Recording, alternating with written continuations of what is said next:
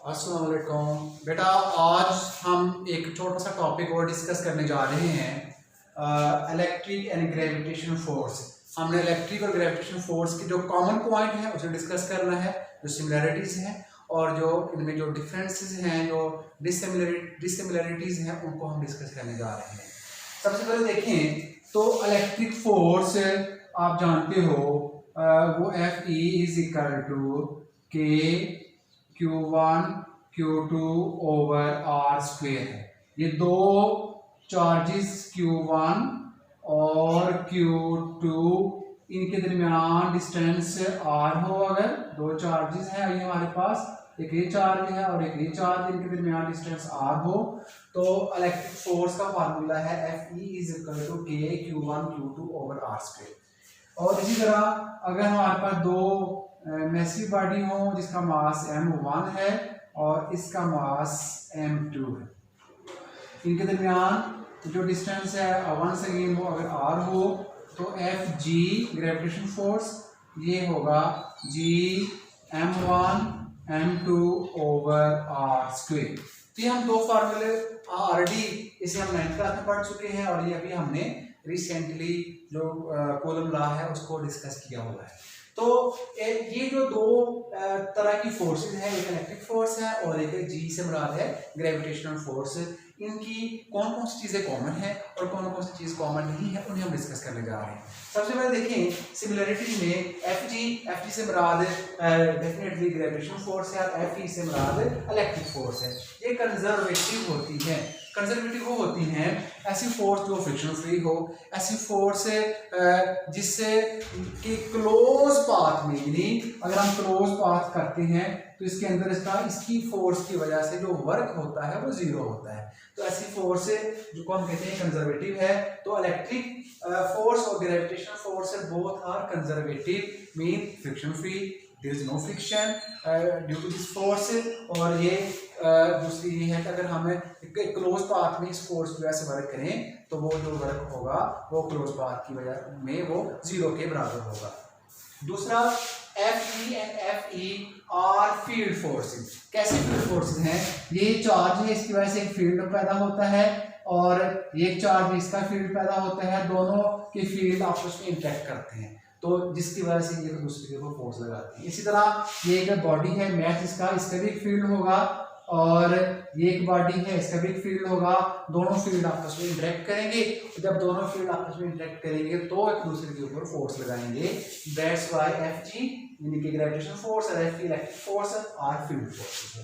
दूसरा Fg and Fe vary inversely with the square of distance के, देखें ये फोर्स इससे स्क्वायर ऑफ डिस्टेंस के इनवर्सली प्रोपोर्शनल है और Fg ये स्क्वायर ऑफ डिस्टेंस के इनवर्सली प्रोपोर्शनल है। ये both forces vary inversely with the square of distance. ये इसके 3 पॉइंट जो है ये कॉमन है, ये आप लोगों ने लिख लेने हैं और याद रखें। इसी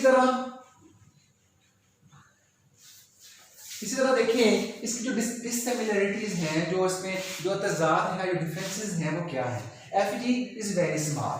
देखिए मेरे और इस खिड़की या वाइट डोर के दरमियान एक फोर्स है जिसे हम ग्रेविटेशनल फोर्स कहते हैं। ये फोर्स बहुत स्मॉल है, बहुत स्मॉल है एज कंपेयर टू अगर हमारे पास दो चार्ज प्लेट्स हों या दो चार्ज बॉडी हो, उनकी फोर्स के मुकाबले दो चार्ज बॉडी के दरमियान फोर्स ज़्यादा होती है।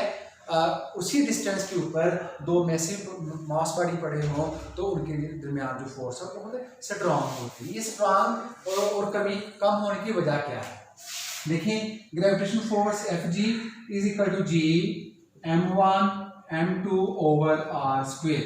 इस फैक्टर को अगर हम फिलहाल नजरअंदाज कर दें तो जो Fg की वैल्यू है ये है 6.673 10 की पावर -11 न्यूटन मीटर स्क्वायर पर किलोग्राम स्क्वायर। ये याद रखें, ये -11 आ रहा है। और अगर इलेक्ट्रिक फोर्स की बात करें तो ये क्या होगा 9 इंटू 10⁹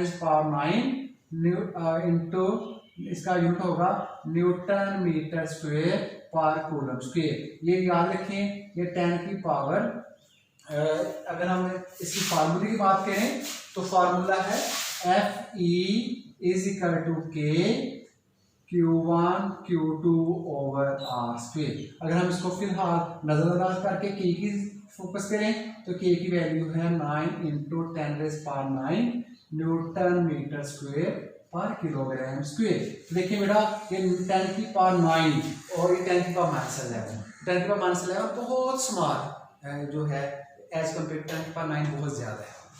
यही वजह है कि इस फैक्टर की वजह से जो हमारे पास एफ जी है ये बहुत स्मॉल है और एफ ई जो है ये बहुत स्ट्रांग होता है, क्योंकि के का फैक्टर बहुत ज्यादा है।